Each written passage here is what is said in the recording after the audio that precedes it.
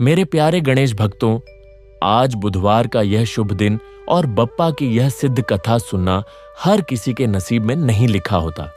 इसे पूरा वही सुन पाता है जिसे स्वयं गौरीपुत्र गणेश ने अपनी कृपा के लिए चुना हो और जिसके घर से सारे विघ्न अब दूर होने वाले हों। शास्त्रों में कहा गया है कि जो भी भक्त आज के दिन इस कथा को सच्चे भाव से और अंत तक सुन लेता है, उसके जीवन में आ रही सारी रुकावटें, कर्ज और क्लेश विघ्नहर्ता पल भर में दूर कर देते हैं।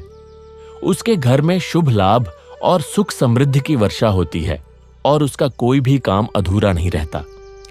प्रथम पूज्य की ऐसी ही विशेष दया दृष्टि पाने और रोज ऐसी मंगलमय कथाओं का लाभ उठाने के लिए अभी हमारे चैनल भक्ति स्टेशन को सब्सक्राइब करें।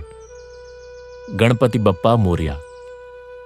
प्राचीन काल की बात है, जहां फूलों की घाटी कभी मुरझाती नहीं थी। वहां लावण्यपुरी नाम का एक राज्य बसा हुआ था। यहां के राजा सौंदर्य सेन थे। राजा सौंदर्य सेन को सुंदरता का नशा था। वे मानते थे कि ईश्वर केवल वहीं वास करते हैं जहां सब कुछ चित्र जैसा सुंदर हो। उनके राज्य में कुरूप, अपंग या साधारण दिखने वाले लोगों के लिए कोई जगह नहीं थी। राजा के महल में भगवान गणेश की मूर्ति नहीं थी, क्योंकि राजा को लगता था कि हाथी का सिर और इतना बट्टा पेट यह राजमहल की शोभा बिगाड़ देगा। वे गणेश जी को विघ्नहर्ता नहीं बल्कि कुरूप देवता मानकर उनकी उपेक्षा करते थे। किंतु राजा के घर में ही संवेदना मर चुकी थी। उनके 3 पुत्र थे जो बाहरी चमक दमक के गुलाम थे और गणेश जी के भोलेपन का क्रूर मजाक उड़ाते थे। सबसे बड़ा पुत्र दर्पण था।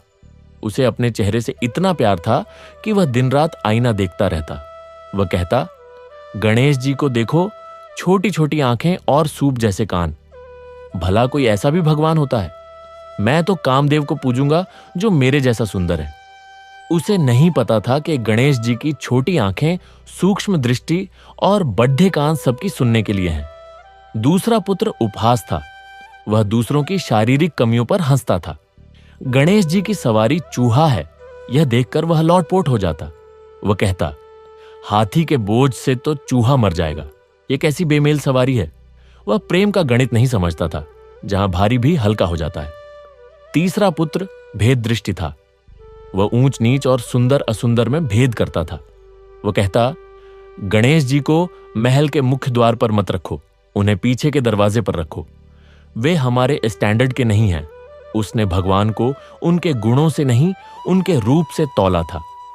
राजा सौंदर्य सेन छुपकर अकेले में मिट्टी का एक टेढ़ा मेढ़ा गणेश बनाते और रोते हुए कहते, हे उमा, सुत, हे विनायक, मेरे पुत्रों की आंखें तो सुंदर हैं, पर नजरिया अंधा है। दर्पण को अपना चेहरा प्यारा है, उपहास को दूसरों का दर्द नहीं दिखता और भेद दृष्टि ने प्रेम को बांट दिया है। वे नहीं जानते कि आप मिट्टी से बने हैं और हम सब भी अंत में मिट्टी ही होंगे। प्रभु, इनके मन का मैल धो दीजिए।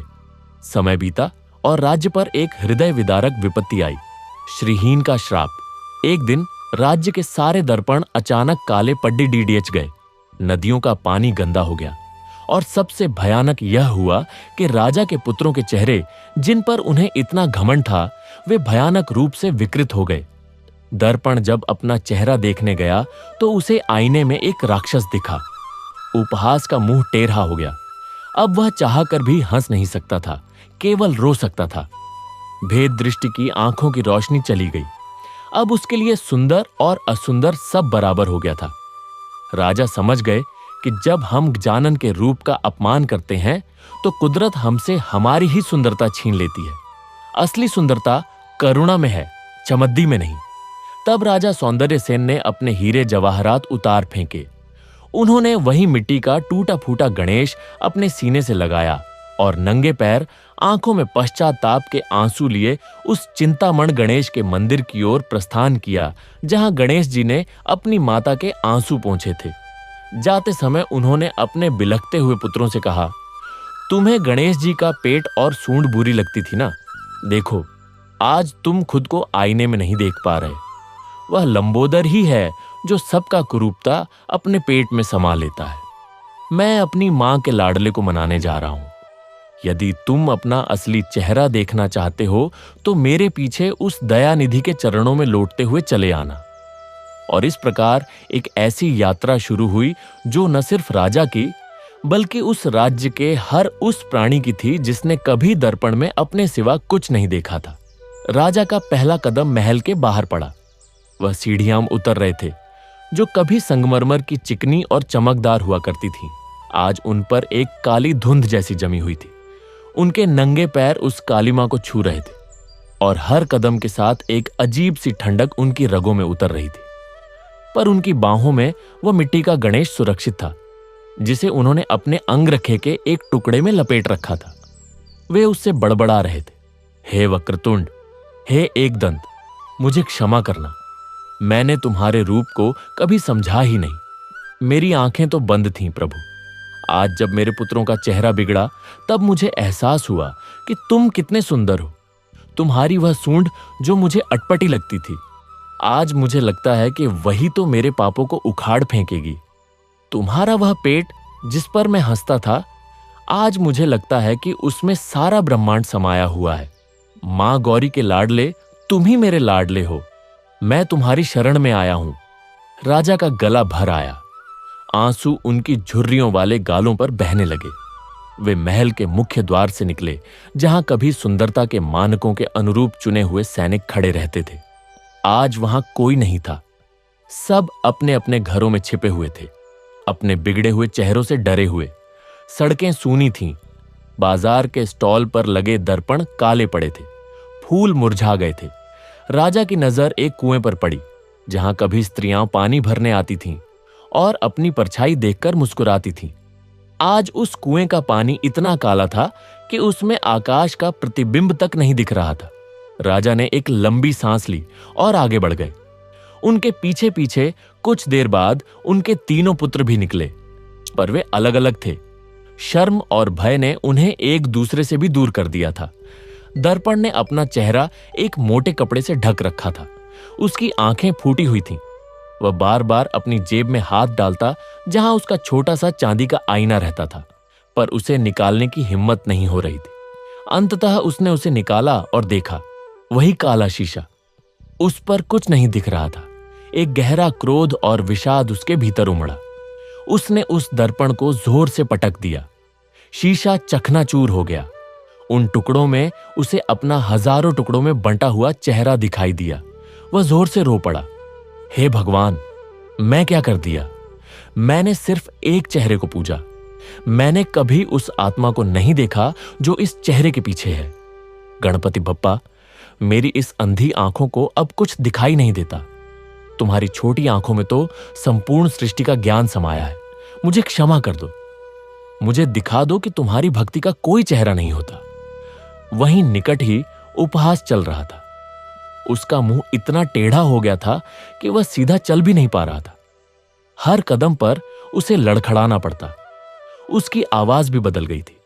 जब वह रोने की कोशिश करता तो एक अजीब सी फुसफुसाहट निकलती। उसकी नजर एक कोने में बैठे एक छोटे से चूहे पर पड़ी जो एक टूटी हुई मूर्ति के पास बैठा था। वह चूहा किसी भय से कांप रहा था। उपहास का हृदय चीख उठा। उसे याद आया कि कैसे वह गणेश जी की सवारी पर हंसा करता था। हे प्रभु, मैं मूर्ख था। मैंने कभी नहीं सोचा कि यह चूहा तुम्हारी इच्छा से ही तुम्हारा वाहन बना है। तुम्हारा प्रेम ही है जो इस नन्हे प्राणी को तुम्हारे विशाल स्वरूप को ढोने की शक्ति देता है। मैंने प्रेम का गणित नहीं समझा। मैंने दूसरों के दर्द पर हंसकर अपना हृदय कठोर कर लिया। आज मेरा यह मुंह, यह टेढ़ापन, यह मेरे अपने ही हर्ष का प्रतिबिंब है। वह धीरे से उस चूहे के पास गया। चूहा भागना चाहता था, पर उपहास ने उसे रोक लिया नहीं, बल्कि अपने टेढ़े मुंह से फुसफुसाया, क्षमा करना मित्र, तुम्हारे प्रभु के लिए भी क्षमा करना।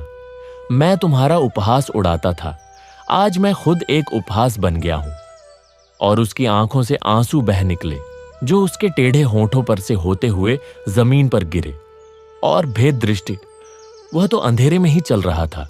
उसकी आंखों ने उसका साथ छोड़ दिया था। उसे कुछ दिखाई नहीं दे रहा था सिवाय एक गहन अंधकार के। वह अपने हाथों को आगे बढ़ाकर रास्ता टटोल रहा था। उसके हाथ एक पेड़ के खुरदुरे तने पर पड़े, फिर एक ठंडी दीवार पर। हर वस्तु उसे अब समान लग रही थी। उसे एहसास हुआ कि जब आंखें नहीं होती तब हाथों की स्पर्श दृष्टि ही सब कुछ होती है। और फिर उसे याद आया गणेश जी के बारे में, उनकी सूंड जो सब कुछ छू सकती है, उनके हाथ जो आशीर्वाद देते हैं। उसने सोचा, मैंने सुंदर और असुंदर का भेद किया। मैंने भगवान को भी महल के पीछे के दरवाजे पर धकेल दिया। पर क्या भगवान दरवाजों में बंधे हैं? क्या वे ऊंच नीच देखते हैं? नहीं, वे तो हृदय में वास करते हैं। मेरी आंखों की रोशनी चली गई है, पर शायद अब मैं सचमुच देख पाऊंगा। भगवान को आंखों से नहीं, भाव से देखा जाता है। हे गजानन, मेरे भाव को शुद्ध करो, मुझे अपने चरणों का स्पर्श दो। इधर राजा निरंतर चले जा रहे थे। उनके पैरों में कंकड़ घुस गए थे, तलवों में छाले पड़ गए थे, कहीं कहीं से खून भी रिस रहा था। पर उन्होंने कभी उस मिट्टी के गणेश को नीचे नहीं रखा। वे उसे कभी सीने से लगाते, कभी माथे से टिकाते। रास्ता कठिन था। वो मंदिर बहुत दूर था, एक पहाड़ी पर स्थित था। राजा बूढ़े हो चले थे, पर आज उनमें एक अदम्य इच्छा शक्ति थी। एक जगह एक नदी पड़ी जो कभी निर्मल बहती थी, अब उफन रही थी और उसका पानी कीचड़ जैसा गाढ़ा था। राजा ने सोचा कि कैसे पार करेंगे। तभी उन्हें एक बूढ़ा व्यक्ति नजर आया जो नदी के किनारे बैठा था और एक टूटी हुई मूर्ति को देख रहा था। राजा उसके पास गए। बाबा, इस नदी को पार करने का कोई रास्ता है? राजा ने पूछा। बूढ़े ने उन्हें देखा, उनके हाथ में मिट्टी के गणेश को देखा और मुस्कुरा दिया। उसकी मुस्कान में एक अलौकिक तेज था। राजन, इस नदी को पार करने का एक ही रास्ता है। इसमें उतरो, इसकी कीचड़ में से गुजरो। राजा हैरान हुए। पर यह कीचड़, ये गंदगी, यही तो तुम्हारे अहंकार की गंदगी है राजन। तुम्हारे राज्य की नदियों का पानी क्यों गंदा हुआ? क्योंकि तुम्हारे हृदय की नदी में करुणा का जल सूख गया था। अब जब तुम पश्चाताप के आंसू बहा रहे हो तो इस नदी को पार करने का साहस जुटाओ। डरो मत, तुम्हारे साथ वह है जो स्वयं मां के आंसू पोंछने वाला है। राजा ने हिम्मत बधाई। वे नदी में उतर गए। कीचड़ उनके घुटनों तक, फिर कमर तक आ गया। चलना मुश्किल था। एक पल ऐसा लगा कि वे डूब जाएंगे, पर उन्होंने उस मिट्टी के गणेश को ऊपर उठा लिया और बुदबुदाए, हे गणपति, तुम्हारी शरण में हूं, तुम्हारे बिना मैं कुछ नहीं हूं। और तभी एक अद्भुत घटना हुई। नदी का कीचड़ जैसे कम होने लगा, पानी साफ होता चला गया और राजा ने देखा कि नदी के बीचों बीच एक विशाल पत्थर है जिस पर एक हाथी के सिर वाले बालक की छवि उकेरी हुई है। वह पत्थर चमक रहा था। राजा उसकी ओर बढ़े और उसे स्पर्श किया। उस स्पर्श मात्र से उनके पैरों के छाले उनके घाव भरने लगे। उनके शरीर में नई शक्ति आ गई। उनकी आंखों से आंसू की धारा बह निकली। तुम हो, तुम यहां भी हो, हर जगह हो, वे बुदबुदाए। बूढ़ा अब उनके सामने ही खड़ा था। उसने कहा, राजन, यह नदी भाव सरिता है। जिसका हृदय शुद्ध होता है वह इसे पार कर लेता है। अब आगे का रास्ता सरल है, पर याद रखना, मंदिर पहुंचने से पहले तुम्हें 3 परीक्षाओं से गुजरना होगा। पहली, दर्पण की परीक्षा। दूसरी, हास्य की परीक्षा। तीसरी, दृष्टि की परीक्षा। तुम अकेले नहीं हो, तुम्हारे पुत्र भी इसी राह पर हैं। उनके हृदय भी टूटे हैं और टूटा हुआ हृदय ही प्रभु के लिए सबसे प्रिय है। और वह बूढ़ा अदृश्य हो गया। राजा नदी पार करके दूसरे किनारे पर पहुंच गए। अब रास्ता एक संकरी पगडंडी की ओर जाता था जो घने वन में प्रवेश करती थी। वहां का वातावरण शांत और गंभीर था। राजा आगे बढ़े। थोड़ी दूर जाने पर उन्हें एक विचित्र दृश्य दिखाई दिया। रास्ते के बीच एक विशाल दर्पण खड़ा था, पर यह दर्पण साधारण नहीं था। यह पारदर्शी भी था और परछाई भी दिखाता था। राजा जैसे ही उसके सामने पहुंचे, दर्पण में उनका प्रतिबिंब दिखाई दिया। पर वह प्रतिबिंब राजा का नहीं था। वह तो एक छोटे बालक का था जिसका सिर हाथी जैसा था और पेट बड़ा था। बालक मुस्कुरा रहा था। राजा पीछे हट गए। उन्हें लगा कि यह कोई माया है। फिर उन्होंने दर्पण में देखा तो अब वहां उनका अपना चेहरा था, पर उनके सिर पर हाथी का मुकुट था और पेट बड़ा दिखाई दे रहा था। राजा समझ गए, यही थी पहली परीक्षा, दर्पण की परीक्षा। उन्होंने अपने हाथ में मिट्टी के गणेश को देखा और फिर दर्पण में देखा। उन्होंने वहीं घुटने टेक दिए और प्रार्थना करने लगे, हे प्रभु, मैंने सदा दर्पण में अपना ही रूप देखा। मैंने कभी यह नहीं देखा कि मैं भी तुम्हारा ही एक अंश हूं। यदि तुम कुरूप होते तो मैं भी कुरूप हूं, पर नहीं, तुम सुंदर हो। तुम्हारी सुंदरता अलौकिक है। यह दर्पण मुझे दिखा रहा है कि जब मैं तुम में लीन हो जाऊं तो मैं भी तुम्हारे समान हो जाऊंगा। मैं इस दर्पण को नहीं तोड़ूंगा। मैं इसमें अपने अहंकार का प्रतिबिंब नहीं देखूंगा। मैं इसमें तुम्हारा ही स्वरूप देखूंगा। और जैसे ही उन्होंने यह शब्द कहे, दर्पण चमक उठा और उसमें से एक कोमल आवाज आई, तू मेरा है, मैं तेरा हूं, अब आगे बढ़। दर्पण अदृश्य हो गया, रास्ता साफ हो गया। राजा आगे बढ़े। वन और घना होता गया। अचानक उन्हें हंसने की आवाज सुनाई दी। यह हंसी खिलखिलाहट भरी नहीं थी, बल्कि कर्कश और उपहास भरी थी। राजा ने देखा कि रास्ते के किनारे एक पेड़ पर बैठे कुछ बंदर उनकी ओर इशारा करके हंस रहे हैं। उनकी हंसी में एक विषैलापन था। राजा को अपने पुत्र उपहास की याद आ गई, जो किसी की शारीरिक बनावट पर हंसता था। राजा का हृदय दुखी हुआ। तभी एक बंदर नीचे कूदा और राजा के सामने आकर उनकी नकल उतारने लगा, उनके लड़खड़ाते कदमों की, उनके बूढ़े चेहरे की। दूसरे बंदर और जोर से हंसने लगे। राजा के मन में पहले तो क्रोध उमड़ा, पर फिर उन्होंने स्वयं को रोका। उन्होंने उस मिट्टी के गणेश को सीने से लगाया और बोले, हे विनायक, तुम्हारे ऊपर भी तो हंसा गया था। चंद्रमा ने तुम्हारी सूंड देखकर हंसा था ना, और तुमने उसे श्राप दे दिया था कि वह क्षय रोग से ग्रस्त हो जाएगा। पर जब देवताओं ने विनती की तो तुमने उसे क्षमा कर दिया। तुम्हारा श्राप भी कल्याणकारी था। तुमने चंद्रमा को यह एहसास कराया कि किसी की उपहास उड़ाना कितना पाप है। पर मैं तो स्वयं अपने पुत्र के उपहास का साथी बना रहा। मैंने कभी उसे रोका नहीं। आज ये बंदर मेरी परीक्षा ले रहे हैं। राजा ने बंदरों की ओर देखा और मुस्कुरा दिए। उनकी मुस्कान में कोमलता थी, करुणा थी। उन्होंने कहा, हंसो भाइयों, हंसो। मैं वास्तव में हास्यास्पद हूं। मैंने सारा जीवन एक झूठी सुंदरता के पीछे भागकर बिता दिया। मैंने उस प्रभु का अपमान किया जो सर्व सुंदर है। हंसो, और हंसते हंसते यह जान लो कि असली हंसी वह है जो दिल से निकलती है, दूसरों के दुख पर नहीं, बल्कि सर्वव्यापी प्रेम की अनुभूति पर। राजा के इन शब्दों ने बंदरों के हंसने का स्वर बदल दिया। उनकी कर्कश हंसी धीरे धीरे मधुर खिलखिलाहट में बदल गई। वे नाचने लगे, और तभी एक अद्भुत दृश्य हुआ। उन बंदरों के शरीर से एक चमकती हुई आभा निकलने लगी, जो इकट्ठा होकर एक रूप धारण करने लगी। और वह रूप था एक सुंदर बालक का, जिसके हाथ में एक लड्डू था और वह मुस्कुरा रहा था। राजा ने पहचान लिया, यह तो गणेश जी का बाल रूप था। बालक बोला, राजन, तुमने हास्य की परीक्षा पास कर ली। हंसी कोमल होनी चाहिए, कठोर नहीं। मेरे ऊपर हंसने वाले चंद्रमा को मैंने क्षमा कर दिया, क्योंकि उसने पश्चाताप किया। तुम्हारा पुत्र भी पश्चाताप कर रहा है। जाओ, आगे बढ़ो। और वह बालक रूप अदृश्य हो गया। बंदर भी गायब हो गए। राजा के हृदय में एक अलौकिक आनंद भर गया। वे आगे बढ़े। अब रास्ता पहाड़ी की चढ़ाई की ओर मुड़ गया। चढ़ाई कठिन थी। राजा की सांस फूल रही थी, पर उनके कदम नहीं रुके। तभी उन्होंने देखा कि रास्ते में एक अंधी बूढ़ी मां बैठी है, और उसके सामने दो रास्ते हैं। एक रास्ता चौड़ा और सुगम दिखाई दे रहा है, दूसरा संकरा और कठिन। बूढ़ी मां की आंखें बंद हैं। वह टटोल रही है कि किस रास्ते पर चले। राजा उसके पास गए। मां, तुम कहां जाना चाहती हो? राजा ने पूछा।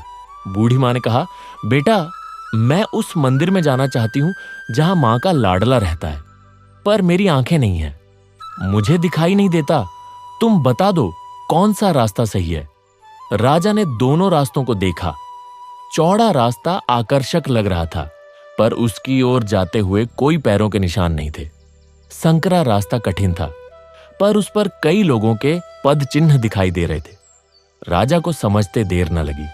यह तीसरी परीक्षा थी, दृष्टि की परीक्षा, भेद करने की क्षमता की परीक्षा।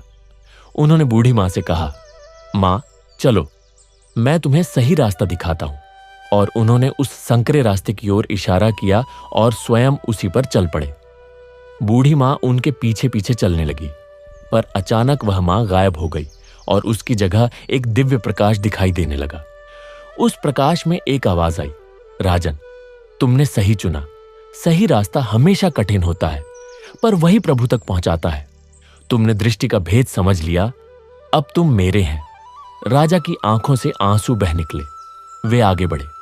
चढ़ाई और तेज हो गई। अब वे पहाड़ी के शिखर के निकट पहुंच चुके थे। ऊपर से एक मधुर घंटियों की आवाज आ रही थी। हवा में चंदन की सुगंध थी। राजा का हृदय पुलकित हो उठा, पर तभी उन्होंने पीछे मुड़कर देखा। दूर नीचे 3 छोटे छोटे बिंदु दिखाई दे रहे थे। उनके पुत्र, वे भी आ रहे थे, धीरे धीरे, टूटे हुए, पर आ रहे थे। राजा ने एक पल रुकने का विचार किया, पर फिर आगे बढ़ गए। उन्हें लगा कि प्रभु को पहले प्रणाम कराए, फिर पुत्रों को बुला लेंगे। अंततः वे शिखर पर पहुंच गए। वहां एक विशाल मंदिर था। उसका गुंबद सोने का था और ऊपर एक ध्वजा लहरा रही थी। मंदिर के द्वार पर एक शिलालेख था, यहां वास करते हैं मां के आंसू पोंछने वाले, टूटे हुओं को जोड़ने वाले, भक्तों के विघ्न हरने वाले श्री गणपति। राजा के पैर कांपने लगे।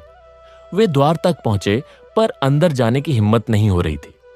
उन्होंने वह मिट्टी का गणेश निकाला जो अब उनके आंसुओं से भीग चुका था, और उसे माथे से लगाया। फिर उन्होंने द्वार पर जोर से खटखटाया। द्वार खुला। भीतर से एक प्रकाश फूट पड़ा। राजा ने आंखें मूंद ली। जब उन्होंने आंखें खोली तो वे एक अद्भुत दृश्य देखकर दंग रह गए। मंदिर का गर्भगृह विशाल था। वहां कोई मूर्ति नहीं थी, बस एक आसन था, और उस पर बैठा था एक साधारण सा बालक जो मिट्टी से खेल रहा था। बालक ने उनकी ओर देखा और मुस्कुरा दिया। राजा को लगा कि यह कोई और नहीं, स्वयं गणेश जी हैं, जो बाल रूप में प्रकट हुए हैं। वे दौड़कर उनके चरणों में गिर पड़े और फूट फूट कर रोने लगे। उनके आंसुओं की धारा बह निकली। वे कुछ बोल नहीं पा रहे थे, केवल रोए जा रहे थे। बालक ने अपना हाथ उनके सिर पर रखा। उस स्पर्श में एक अलौकिक शीतलता थी। राजा ने देखा कि उनके सारे घाव, सारी पीड़ा दूर हो रही है। बालक बोला, उठो राजन, तुम आ गए। मैं तुम्हारी प्रतीक्षा कर रहा था। राजा उठे, पर निःशब्द थे। उन्होंने अपना वह मिट्टी का गणेश बालक के सामने रख दिया। बालक ने उसे उठाया, देखा और हंस पड़ा। यह तो मैं हूं ना, तुमने मुझे बनाया है, बहुत सुंदर बनाया है। राजा ने कहा, प्रभु, मैं अपराधी हूं। मैंने तुम्हारे रूप का अपमान किया। मैंने तुम्हें कुरूप कहा। मैंने तुम्हारी पूजा नहीं की। मेरे पुत्रों ने तुम्हारा मजाक उड़ाया। हम सब पापी हैं, हमें क्षमा कर दो। हमारे राज्य से श्राप हटा लो। बालक गंभीर हो गया। उसकी छोटी छोटी आंखों में एक गहरा प्रेम था। वो बोला, राजन, क्या तुम जानते हो कि मैं कैसे बना था? एक दिन मेरी मां पार्वती ने स्नान करने से पहले मुझे बनाया था। उन्होंने चंदन, हल्दी और अपने शरीर के मैल से मुझे गढ़ा। मैं मिट्टी जैसा ही था, पर उन्होंने मुझ में प्राण फूंक दी और कहा, तू मेरा पुत्र है, मेरा रक्षक है। जब शिवजी आए तो उन्होंने मुझे नहीं पहचाना और मेरा सिर काट दिया। मां की व्यथा देखकर शिवजी ने मुझे पुनर्जीवित किया, एक हाथी के सिर के साथ। पर मेरी मां ने कभी मुझे कुरूप नहीं कहा। उन्होंने कहा, मेरा गणेश सबसे सुंदर है।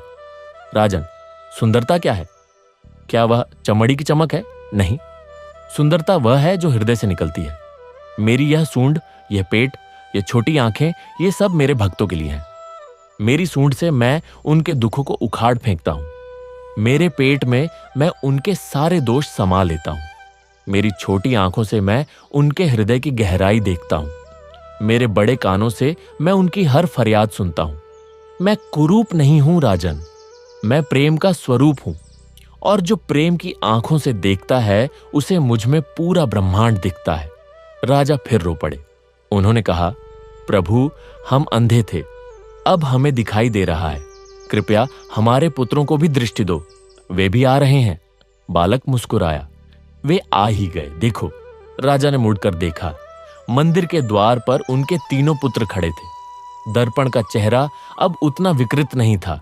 उपहास का मुंह सीधा हो रहा था और भेद दृष्टि की आंखों में एक मंद प्रकाश झिलमिला रहा था।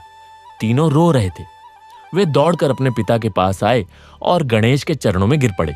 दर्पण बोला, हे प्रभु, मैंने सिर्फ बाहरी रूप देखा, मैंने कभी अंतरात्मा को नहीं देखा। मुझे क्षमा कर दो। मेरा दर्पण टूट गया है, पर अब मुझे लगता है कि मैंने अपनी आत्मा का दर्पण पा लिया है। उपहास बोला। उसकी आवाज अब स्पष्ट हो रही थी। प्रभु, मैंने दूसरों के दर्द पर हंसा। मैंने तुम्हारी सवारी का मजाक उड़ाया। मैं तुच्छ हूं, मुझे क्षमा कर दो। अब मैं जान गया हूं कि प्रेम का कोई आकार नहीं होता। तुम्हारा चूहा भी तुम्हारे प्रेम से विशाल हो गया है। भेद दृष्टि बोला। उसकी आंखों से आंसू बह रहे थे। हे गजानन, मैं अंधा था, मैंने भेद किया, मैंने ऊंच नीच देखी, पर आज जब मैंने आंखें खोईं तो मुझे एहसास हुआ कि भगवान को देखने के लिए आंखों की नहीं, हृदय की जरूरत होती है। मैंने तुम्हें महल के पिछवाड़े में रखना चाहा, पर तुम तो सर्वव्यापी हो, मुझे क्षमा कर दो। बालक गणेश ने तीनों को उठाया और उनके सिर पर हाथ रखा। एक दिव्य प्रकाश ने उन तीनों को घेर लिया और चमत्कार हुआ। दर्पण का चेहरा पहले जैसा हो गया, पर अब उसमें एक अलौकिक तेज था। उपहास का मुंह सीधा हो गया और उसकी आंखों में हंसी नहीं, करुणा थी। भेद दृष्टि की आंखों की रोशनी लौट आई, पर अब वह सबको एक समान देखता था। तीनों फिर रो पड़े, पर अब ये आंसू शुद्ध के थे, दुख के नहीं। बालक गणेश बोला, तुम सबने अपनी गलती स्वीकार कर ली है। पश्चाताप ही सबसे बड़ी पूजा है। अब जाओ, अपने राज्य में जाओ। वहां के दर्पण फिर से चमक उठेंगे, नदियों का पानी निर्मल हो जाएगा। पर याद रखना, अब सुंदरता का मापदंड बदल जाएगा। जो करुणाशील होगा वह सुंदर होगा, जो दयालु होगा वह सुंदर होगा, जो भेदभाव नहीं करेगा वह सुंदर होगा। मैं तुम्हारे हृदय में वास करूंगा। राजा और उनके पुत्रों ने फिर प्रणाम किया। जब वे उठे तो बालक गणेश अदृश्य हो चुके थे और गर्भगृह में एक विशाल भव्य गणेश जी की मूर्ति विराजमान थी, जो चंदन से सुशोभित थी और मुस्कुरा रही थी। उन्होंने मूर्ति के समक्ष बैठकर घंटों ध्यान किया। फिर जब वे लौटने लगे तो मंदिर के पुजारी ने उन्हें प्रसाद दिया, मोदक। राजा ने उसे प्रेम से स्वीकार किया। लौटते समय का रास्ता अब सरल लग रहा था। जैसे ही वे नीचे उतरे, उन्होंने देखा कि नदियों का पानी साफ हो चुका था, पेड़ों पर फिर से फूल खिले थे। और जब वे अपने राज्य में पहुंचे तो एक अद्भुत दृश्य देखा। महल के दर्पण फिर से चमक रहे थे, पर अब उनमें लोग अपना बाहरी रूप नहीं, अपनी आत्मा का प्रतिबिंब देख रहे थे। सबके चेहरे पर शांति थी। राजा ने घोषणा की कि अब से राज्य का मुख्य देवता श्री गणेश होंगे और सुंदरता का नया मानक करुणा होगा। उस दिन से लावण्यपुरी का नाम बदलकर करुणापुरी हो गया। राजा और उनके पुत्रों ने गणेश जी की भक्ति में अपना जीवन समर्पित कर दिया और कहते हैं कि आज भी जब कोई टूटा हुआ दिल लेकर गणेश जी के पास जाता है तो वे एक बालक के रूप में प्रकट होकर उसके आंसू पोंछते हैं और उसके टूटे हुए हृदय को प्रेम से जोड़ देते हैं। कथा यहीं समाप्त नहीं होती प्रिय श्रोताओं, क्योंकि गणेश जी की लीला अनंत है। अब मैं तुम्हें एक और प्रसंग सुनाता हूं जो इसी कथा से जुड़ा हुआ है। जब राजा और उनके पुत्र वापस लौटे तो उन्होंने महल के मुख्य द्वार पर गणेश जी की एक भव्य मूर्ति स्थापित की, पर यह मूर्ति साधारण नहीं थी। इसे राजा ने स्वयं मिट्टी से बनाया था, उसी टेढ़े मेढ़े गणेश की याद में। पर अब यह मूर्ति सुंदर लग रही थी क्योंकि उसे प्रेम से बनाया गया था। स्थापना के दिन एक भव्य उत्सव हुआ।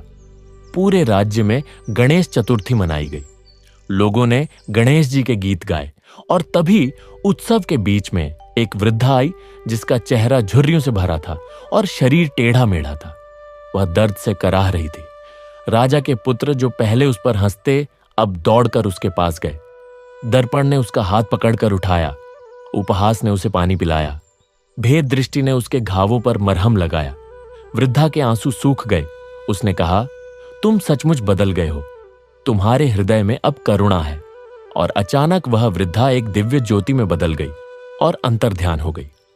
लोगों ने समझा कि यह गणेश जी की ही एक लीला थी, जो यह परखने आई थी कि राजकुमार सच में बदले हैं या नहीं।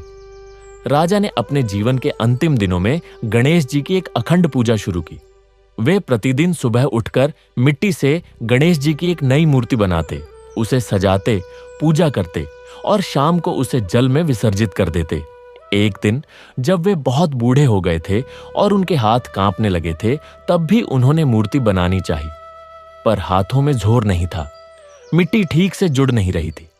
तभी एक बालक आया और बोला, दादा, मैं तुम्हारी मदद करूं?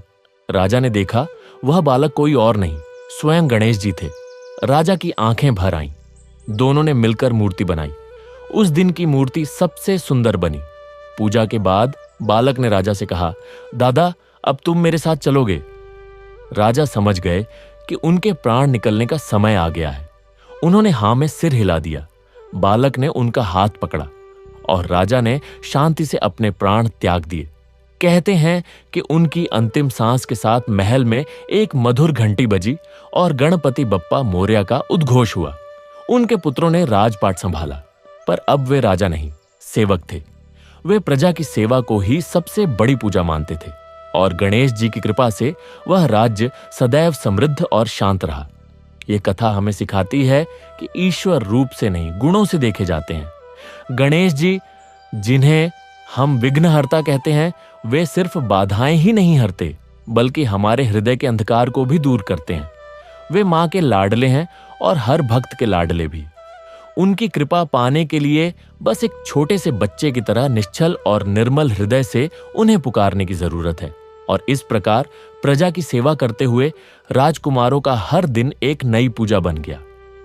वे सुबह जल्दी उठते, महल के मुख्य द्वार पर विराजमान गणेश जी की मूर्ति के चरणों में माथा टेकते और फिर नगर की गलियों में निकल पड़ते। अब उनकी दृष्टि सुंदरता के पैमाने पर नहीं, बल्कि जरूरत के पैमाने पर घूमती थी। दर्पण, जिसका नाम अब दर्शन रखा गया था, वह उन लोगों की ओर देखता जिनकी आंखों में निराशा का अंधकार था।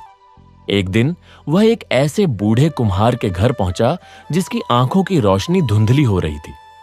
बूढ़ा अपने हाथों से मिट्टी के बर्तन बनाता, पर अब उसकी उंगलियां कांपती थीं और आंखें सही से देख नहीं पाती थीं। उसके बनाए बर्तन टेढ़े मेढ़े होते, बाजार में कोई उन्हें नहीं खरीदता। बूढ़ा भूखा रह जाता। दर्शन ने उसके पास बैठकर उसके हाथ थाम ली। बाबा, तुम्हें दिखाई नहीं देता, पर तुम्हारे हाथों में वह कला है जो अद्भुत है। मैं तुम्हारे साथ बैठता हूं। तुम जैसा चाहो मुझे बताओ, मैं मिट्टी पकड़ता हूं। और फिर एक अद्भुत निरीक्षण शुरू हुआ। बूढ़ा कुम्हार बताता, दर्शन करता। वे साथ साथ चाक पर मिट्टी रखते, आकार देते। दर्शन की आंखें अब मिट्टी के सौंदर्य को देख रही थीं, शक्ल के सौंदर्य को नहीं। कुछ ही दिनों में उन दोनों के हाथों से ऐसे बर्तन निकले जो इतने सुंदर थे कि पूरा बाजार उनकी ओर खिंचा चला आया। लोग कहते, इन बर्तनों में एक अलग ही चमक है। दर्शन मुस्कुराता और कहता, यह चमक है गणपति बप्पा की कृपा की। उन्होंने ही हमारे हाथों को यह कला दी है। बूढ़े कुम्हार की आंखों से आंसू बह निकले। उसने दर्शन के हाथ पकड़ ली। राजकुमार, तुमने मेरी आंखों की रोशनी तो नहीं लौटाई, पर मेरे हाथों को एक नई रोशनी दे दी। मैं अब भूखा नहीं मरूंगा। दर्शन ने उस दिन एक गहरा सबक सीखा। उसे एहसास हुआ कि सच्चा दर्पण वह नहीं जो बाहरी रूप दिखाए, बल्कि वह है जो अंदर के गुणों को प्रतिबिंबित करे। उसने महल में एक कला भवन बनवाया, जहां हर वह व्यक्ति, चाहे वह कुरूप हो या अपंग, अपनी कला सीख और सिखा सकता था। उस भवन के मुख्य द्वार पर उसने एक विशाल दर्पण लगवाया, पर उस पर लिखवाया, इसमें तुम्हारा चेहरा नहीं, तुम्हारी कला का प्रतिबिंब दिखेगा। दूसरा पुत्र उपहास, जिसका नाम अब हास्य रख दिया गया था, वह अब दूसरों के दर्द पर नहीं, बल्कि उनके दुखों को दूर करने वाली मीठी बातों पर मुस्कुराता था।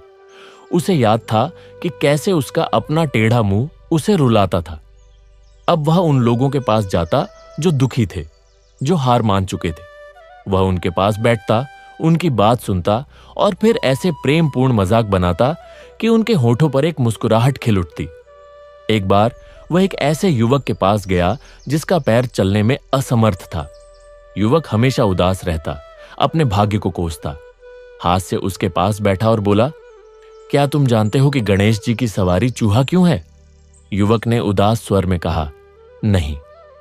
हाथ से मुस्कुराया, क्योंकि चूहा छोटा होकर भी हर छेद में घुस जाता है, हर कोने तक पहुंच जाता है। शरीर की सीमाएं मन की सीमाएं नहीं बना सकती। देखो ना, तुम्हारे पैर चल नहीं सकते, पर क्या तुम्हारी सोच, तुम्हारी कल्पना दौड़ सकती है? क्या तुम अपने हाथों से कुछ ऐसा बना सकते हो जो पैदल चलने वाला भी नहीं बना पाए? युवक की आंखों में एक चिंगारी सी कौंध गई। हास्य ने उसके लिए लकड़ी के छोटे छोटे पहिए ला दिए, कुछ सामान, और कुछ ही दिनों में उस युवक ने एक ऐसी कुर्सी बना डाली जो पहियों वाली थी, और उसे खुद चलाकर वह पूरे नगर में घूमने लगा। उसने छोटे छोटे खिलौने बनाने शुरू किए और उसकी दुकान चलते पहिए के नाम से मशहूर हो गई। हास्य हर दिन उसकी दुकान पर जाता और उसके नए आविष्कारों पर खिलखिलाकर हंसता। पर यह हंसी प्रोत्साहन की थी, उपहास की नहीं। उस युवक के चेहरे पर आत्मविश्वास की जो रोशनी थी वह किसी सुंदरता से कम नहीं थी। और तीसरा पुत्र, भेद दृष्टि, जिसे अब समदृष्टि कहा जाता था, वह नगर की हर गली, हर घर में जाता, पर अब उसकी नजर में ऊंच नीच का भेद नहीं था। उसे सब समान दिखाई देते थे। एक दिन वह नगर के सबसे पिछड़े इलाके में पहुंचा, जहां कभी राजा सौंदर्य सेन के समय में असुंदर और कुरूप लोगों को रहने के लिए धकेल दिया जाता था। वहां की गलियां गंदी थीं, घर टूटे फूटे थे, बच्चे भूखे थे। समदृष्टि का हृदय विदीर्ण हो गया। उसने वहीं डेरा डाल दिया। उसने सबसे पहले एक कुएं की सफाई करवाई, जिसका पानी कीचड़ से भरा हुआ था। फिर उसने लोगों को इकट्ठा किया और कहा, यह जगह हमारी है, हम इसे साथ मिलकर सुंदर बनाएंगे। पर सुंदरता का मतलब सिर्फ चमकदार रंग नहीं होगा, सुंदरता होगी हमारे एकजुट प्रयासों में। उसने महल से निर्माण सामग्री मंगवाई, पर साथ ही उन लोगों से कहा कि वे स्वयं अपने हाथों से अपने घरों को बनाएं। उसने उन्हें हुनर सिखाया। कुछ लोगों ने मिट्टी के घर बनाए, कुछ ने ईंट के। समदृष्टि स्वयं पत्थर तोड़ता, गारा मिलाता। धीरे धीरे वह इलाका बदलने लगा। घर बने, साफ सुथरे रास्ते बने, पर सबसे बड़ा बदलाव लोगों के चेहरों पर आया। उनकी आंखों में अपनापन था, गर्व था। समदृष्टि ने वहां एक छोटा सा मंदिर बनवाया, जिसमें गणेश जी की एक ऐसी मूर्ति स्थापित की गई जिसे उस इलाके के हर परिवार ने मिलकर बनाया था। एक बूढ़ी मां ने माथे का सिंदूर दिया तो एक बच्चे ने अपना मन का। एक युवक ने लकड़ी का टुकड़ा तराशा तो एक युवती ने अपनी चुनरी का धागा। वह मूर्ति बिल्कुल परंपरागत मूर्तियों जैसी नहीं थी, पर उसमें एक अद्भुत आत्मीयता थी, जैसे वह उन सबका अपना हो। जिस दिन मूर्ति स्थापित हुई, पूरा इलाका जश्न में डूब गया। लोगों ने गीत गाए, नाचे, और तभी भीड़ में से एक साधारण सा बालक आगे बढ़ा, जिसका एक हाथ नहीं था। उसने अपने दूसरे हाथ में एक मोदक उठा रखा था। वह मूर्ति के सामने गया और बोला, हे गणपति बप्पा, मेरे पास चढ़ाने के लिए यही है, कृपया स्वीकार करो। और उसने वह मोदक मूर्ति के सामने रख दिया। तभी एक चमत्कार हुआ। मूर्ति के हाथ से एक हाथ निकलकर आगे बढ़ा और उस बालक के खाली कंधे को छुआ, और वहां सबके सामने बालक के कंधे से एक नया हाथ मिट्टी का बना हुआ प्रकट हो गया। बालक ने उस हाथ को हिलाया, वह चलने लगा। वह हाथ मिट्टी का था पर जीवंत था।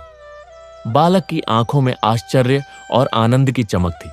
वह चिल्लाया, मेरा हाथ लौट आया, बप्पा ने मुझे हाथ दिया। पूरा मैदान स्तब्ध रह गया। फिर एक स्वर में गूंज उठा, गणपति बप्पा मोरया। समदृष्टि की आंखें नम थीं। उसे समझ आ गया कि भगवान वास्तव में भेद नहीं करते, वे तो भक्त की भावना को देखते हैं। उस मिट्टी के हाथ ने बालक को न सिर्फ एक हाथ दिया, बल्कि यह विश्वास दिया कि वह पूर्ण है, अधूरा नहीं।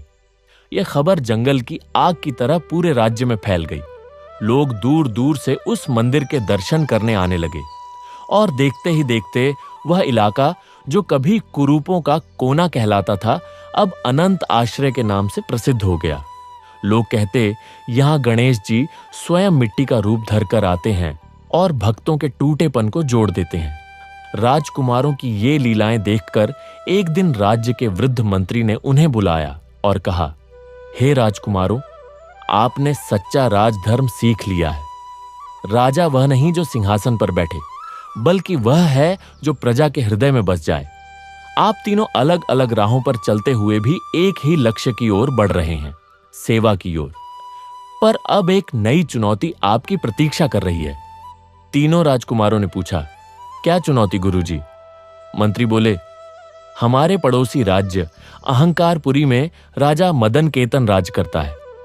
वह भी सुंदरता का पुजारी है, पर उसकी सुंदरता की परिभाषा और भी संकीर्ण है। उसने सुना है कि हमारे राज्य में अब कुरूप लोगों को भी सम्मान दिया जाता है। गणेश जी जैसे विचित्र देवता की पूजा होती है। उसे यह हमारी कमजोरी लगती है। वह हम पर आक्रमण करने की योजना बना रहा है ताकि हमें अपने गलत रास्ते से हटा सके। तीनों राजकुमारों के चेहरे पर चिंता की लकीरें उभर आईं। वे युद्ध नहीं चाहते थे। वे जानते थे कि हिंसा से कुछ हल नहीं होगा।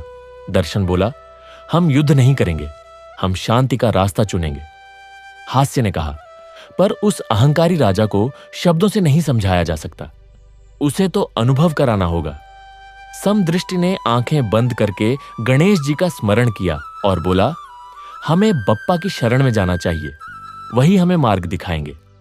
तीनों ने मिलकर महल के मंदिर में गणेश जी के सामने घंटों ध्यान लगाया। रात भर वे वहीं बैठे रहे।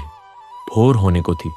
तभी मूर्ति से एक कोमल प्रकाश निकला और एक सुंदर बालक प्रकट हुआ जो मोदक चबा रहा था। वो बोला, चिंता मत करो, तुम तीनों अलग अलग रास्तों से उस राजा के पास जाओ। दर्शन, तुम उसके सामने एक ऐसा दर्पण रखना जो उसे उसकी असली तस्वीर दिखाए। हास्य, तुम उसकी हंसी को उसी पर लौटा देना, पर प्रेम से। और समदृष्टि, तुम उसे दिखाना कि उसकी और हमारी सीमाएं एक ही हैं। मैं तुम्हारे साथ हूं। तीनों राजकुमारों के हृदय में विश्वास का दीपक जल उठा। उन्होंने बिना किसी सेना के, बिना किसी हथियार के, केवल गणेश जी की एक छोटी सी मूर्ति को साथ लेकर पड़ोसी राज्य की ओर प्रस्थान किया। जब वे सीमा पर पहुंचे तो अहंकारपुरी के सैनिकों ने उन्हें रोक लिया। सैनिक उन्हें देखकर हंसने लगे। क्या यही हैं वीर योद्धा? ये तो साधु लगते हैं। दर्शन ने मुस्कुराकर कहा, हम योद्धा नहीं, दूत हैं। हमारे पास आपके राजा के लिए एक उपहार है। सैनिक उन्हें महल में ले गए। महल की भव्यता देखकर चकित रह जाने वाली थी। सब कुछ सोने चांदी से जड़ा हुआ था। फर्श पर इतना चमकदार पॉलिश किया हुआ था कि उसमें चेहरे दिखाई देते थे। राजा मदन केतन सिंहासन पर बैठा था। उसके चारों ओर सुंदर दासियां पंखा झल रही थी।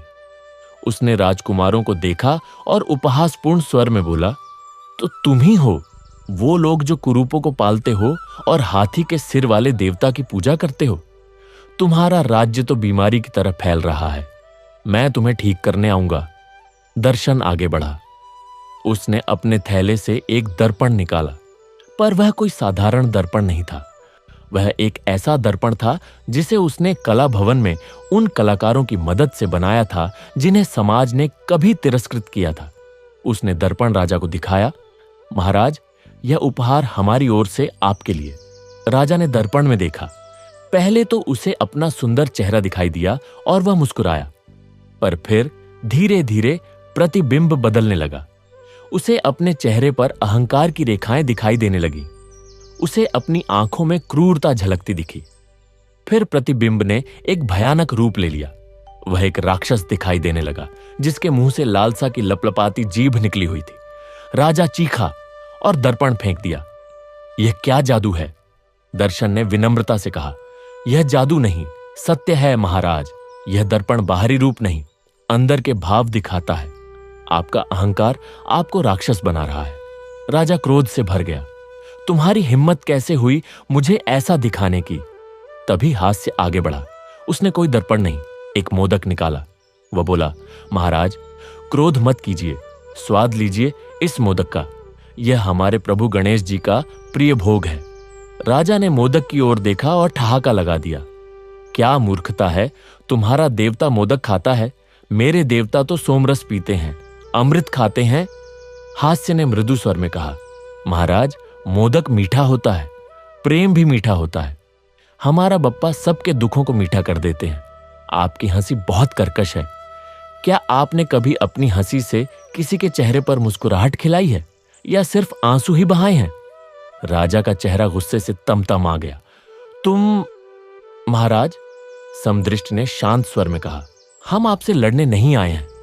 हम आपको दिखाने आए हैं कि सुंदरता और कुरूपता दोनों ही इस संसार का हिस्सा है। जिसे आप कुरूप कहते हैं उसमें भी ईश्वर का वास है। हमारे गणेश जी का रूप आपको अटपटा लगता होगा, पर उनके इस रूप में ही तो सारी सृष्टि समाई हुई है। उनकी सूंड हाथी की है जो बुद्धिमान जानवर है। उनके कान बड़े हैं क्योंकि वे सबकी पुकार सुनते हैं। उनका पेट बड़ा है क्योंकि वे सबके पाप और दुख अपने भीतर समा लेते हैं। क्या यह सुंदरता नहीं है? क्या यह महानता नहीं है? राजा ने गुस्से में सिंहासन से उठकर कहा, तुम्हारी बातें मेरे कानों में जहर की तरह घुल रही हैं। मैं तुम्हें कैद करवाता हूं। उसने सैनिकों को आदेश दिया। सैनिक राजकुमारों की ओर बढ़े। तभी समदृष्टि ने अपने थैले से वह छोटी सी गणेश मूर्ति निकाली जो उन्होंने अनंत आश्रय के लोगों के साथ मिलकर बनाई थी। उन्होंने उसे अपने हाथों में उठा लिया और बोले, हे विनायक, हम तुम्हारी शरण में हैं। और तभी उस छोटी सी मिट्टी की मूर्ति से एक तेज प्रकाश फूट पड़ा जो पूरे महल को भर गया। प्रकाश इतना तीव्र था कि सबकी आंखें चौंधिया गईं। जब प्रकाश धीमा हुआ तो सबने देखा कि महल का सोने चांदी का वैभव गायब हो गया था। दीवारें साधारण मिट्टी की दिखाई दे रही थीं। फर्श पर कीमती पत्थरों की जगह साधारण ईंटें थीं। राजा का सिंहासन लकड़ी का एक साधारण सा आसन बन गया था। राजा स्वयं अपने महंगे वस्त्रों में नहीं बल्कि एक साधारण सूती वस्त्र में था। सब हैरान रह गए। राजा ने अपने हाथ देखे, अपने आसपास देखा। उसे लगा कि यह कोई भयानक सपना है। तभी प्रकाश के केंद्र से वही बालक गणेश प्रकट हुए, मुस्कुराते हुए। वे सीधे राजा के सामने जाकर खड़े हो गए। मदन केतन, बालक ने मधुर स्वर में कहा, तुम्हें लगता है सुंदरता सोने चांदी में है? सच्ची सुंदरता तो हृदय की पवित्रता में है। तुम्हारा महल, तुम्हारा वैभव, यह सब माया है। असली संपदा तो प्रेम है, करुणा है। इन तीनों राजकुमारों ने यह संपदा पा ली है। तुम अभी भी भूखे हो। राजा की आंखें भर आईं। वह सिंहासन से उतरा और बालक के चरणों में गिर पड़ा। मैं अंधा था, मैं मूर्ख था, मुझे क्षमा कर दो। मैंने सोचा कि सुंदरता बाहर है, भीतर नहीं। बालक ने उसके सिर पर हाथ रखा। उठो, अब तुम्हें दिखाई देगा। राजा उठा। उसने आसपास देखा। अब महल फिर से वैभवशाली दिखाई दे रहा था, पर उसकी आंखों में अब वह आकर्षण नहीं था। उसने तीनों राजकुमारों से कहा, मुझे क्षमा कर दो। मैं तुम्हारे राज्य पर आक्रमण करने की बात सोच रहा था। मैं तुम्हें अपना गुरु मानता हूं। मुझे सिखाओ कि सच्ची सुंदरता क्या होती है। तीनों राजकुमारों ने मुस्कुराकर उसे गले लगा लिया और उस दिन से अहंकारपुरी का नाम बदलकर प्रेमपुरी हो गया। दोनों राज्यों में एक संधि हुई और वे मिलकर एक ऐसे समाज का निर्माण करने लगे जहां हर प्राणी, चाहे उसका रूप कैसा भी हो, सम्मान पाता हो। यह देखकर स्वयं गणेश जी ने एक दिन तीनों राजकुमारों को स्वप्न में दर्शन दिए और कहा, अब तुम्हारा कार्य पूर्ण हुआ। तुमने न सिर्फ अपने राज्य को बल्कि पड़ोसी राज्य को भी प्रेम का पाठ पढ़ा दिया। अब तुम्हें एक और कार्य करना है। तुम तीनों अलग अलग दिशाओं में जाओगे और दूर दूर तक इस संदेश को फैलाओगे कि ईश्वर रूप में नहीं, हृदय में बसते हैं। और ऐसा ही हुआ। दर्शन ने उत्तर की ओर प्रस्थान किया, हास्य ने पश्चिम की ओर और समदृष्टि ने दक्षिण की ओर। वे जहां भी गए गणेश जी की कथा सुनाई, उनके प्रेम का संदेश फैलाया। और कहते हैं जहां जहां उन्होंने पदार्पण किया वहां वहां गणेश जी के मंदिर बन गए, जिनमें मूर्तियां स्थानीय लोगों द्वारा बनाई गई थीं। हर एक अलग, हर एक अनूठी, पर हर एक में गणेश जी की वही करुणामयी मुस्कान थी। उनके पिता राजा सौंदर्य सेन, जिनकी आत्मा अब गणेश लोक में विराजमान थी, वे प्रसन्नता से अपने पुत्रों को देख रहे थे। और मां पार्वती ने गणेश जी से पूछा, पुत्र, तुमने उस राजा और उसके पुत्रों को इतना प्रेम क्यों दिया? उन्होंने तो तुम्हारा अपमान किया था। गणेश जी मुस्कुराए और बोले, मां, जो टूटा हुआ होता है उसी को जोड़ने में आनंद आता है। जो रोता है उसके आंसू पोंछने में, और जो भटका हुआ होता है उसे सही राह दिखाने में। मैं तो बस वही करता हूं जो तुमने मुझे सिखाया है, प्रेम करना।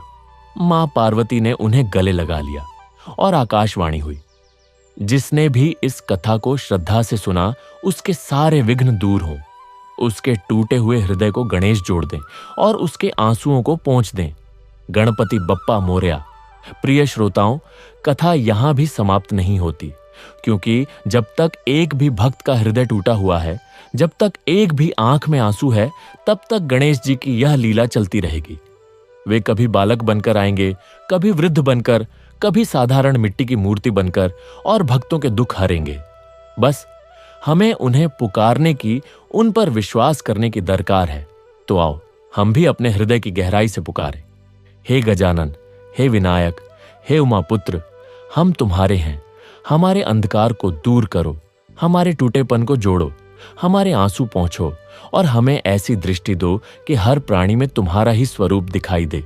गणपति बप्पा मोरया। प्रिय श्रोताओं, ये कथा थी उस अनंत प्रेम की जो कभी समाप्त नहीं होता। ये सुनना था उनकी जो हर टूटे हुए को सहारा देते हैं, हर आंसू को पोंछते हैं।